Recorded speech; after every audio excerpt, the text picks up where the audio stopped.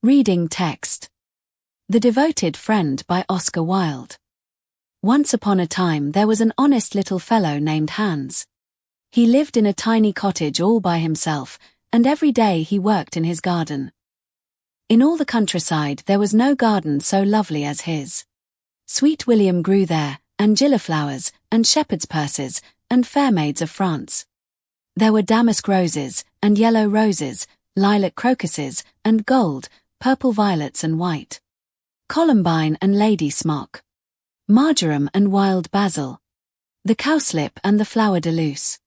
The daffodil and the clove pink bloomed or blossomed in their proper order as the months went by, one flower taking another flower's place, so that there were always beautiful things to look at and pleasant odors to smell. Little Hans had a great many friends, but the most devoted friend of all was Big Hugh the miller. Indeed, so devoted was the rich miller to little Hans, that he would never go by his garden without leaning over the wall and plucking a large nosegay, or a handful of sweet herbs, or filling his pockets with plums and cherries if it was the fruit season. Real friends should have everything in common, the miller used to say, and little Hans nodded and smiled, and felt very proud of having a friend with such noble ideas. Sometimes, indeed, the neighbors thought it strange that the rich miller never gave little Hans anything in return, though he had 100 sacks of flour stored away in his mill, and 6 milch cows, and a large flock of woolly sheep. But Hans never troubled his head about these things, and nothing gave him greater pleasure than to listen to all the wonderful things the miller used to say about the unselfishness of true friendship. So little Hans worked away in his garden.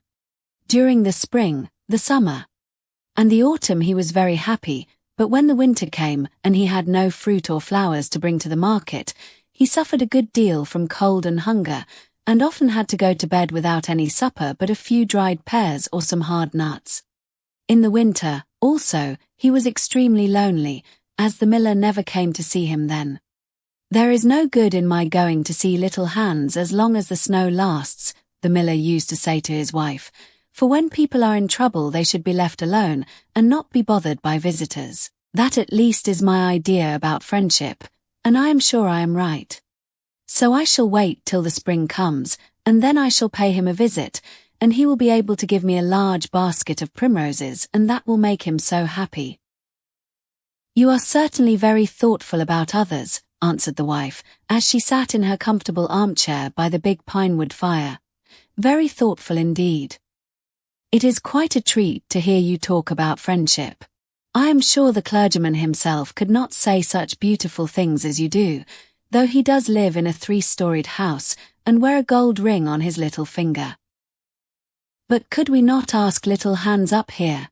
said the miller's youngest son. "If poor Hans is in trouble I will give him half my porridge, and show him my white rabbits." "What a silly boy you are!" cried the miller. "I really don't know what is the use of sending you to school.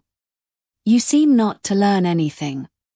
Why, if little Hans came up here, and saw our warm fire, and our good supper, and our great cask of red wine, he might get envious, and envy is a most terrible thing, and would spoil anybody's nature.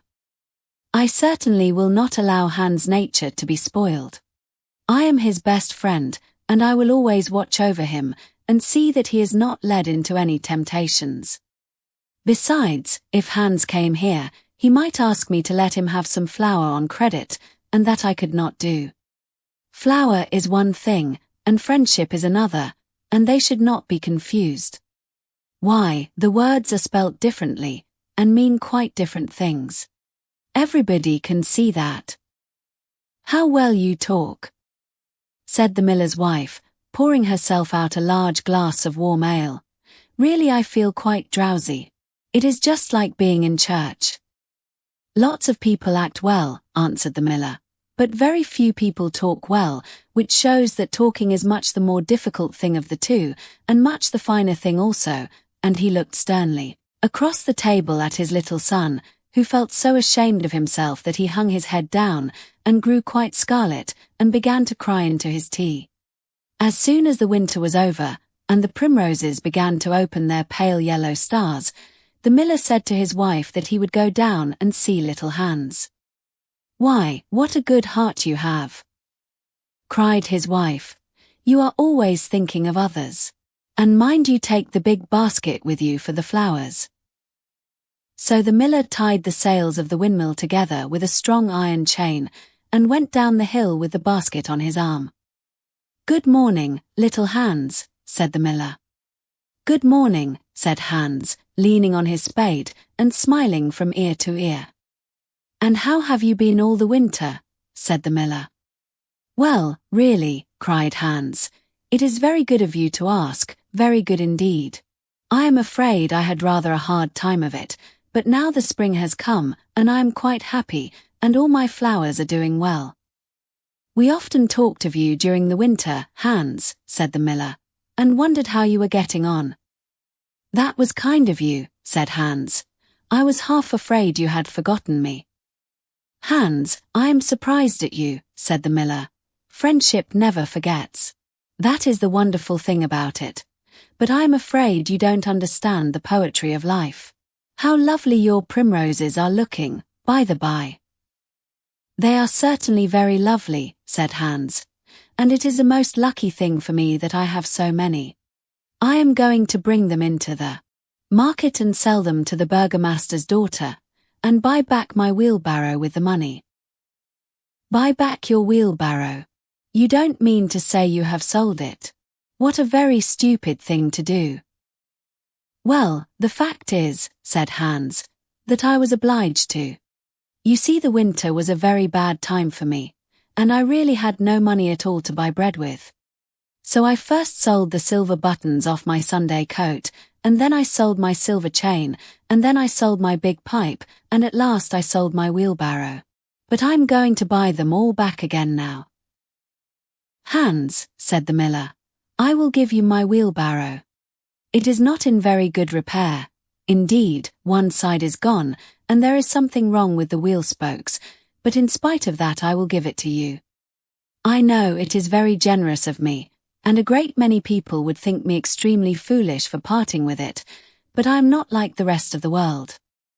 I think that generosity is the essence of friendship, and, besides, I have got a new wheelbarrow for myself. Yes, you may set your mind at ease, I will give you my wheelbarrow." "Well, really, that is generous of you," said little Hans, and his funny round face glowed all over with pleasure. "I can easily put it in repair, as I have a plank of wood in the house." "A plank of wood?" said the miller. "Why, that is just what I want for the roof of my barn. There is a very large hole in it, and the corn will all get damp if I don't stop it up. How lucky you mentioned it. It is quite remarkable how one good action always breeds another. I have given you my wheelbarrow, and now you are going to give me your plank. Of course, the wheelbarrow is worth far more than the plank, but true, friendship never notices things like that. Pray get it at once, and I will set to work at my barn this very day." "Certainly," cried little Hans, and he ran into the shed and dragged the plank out.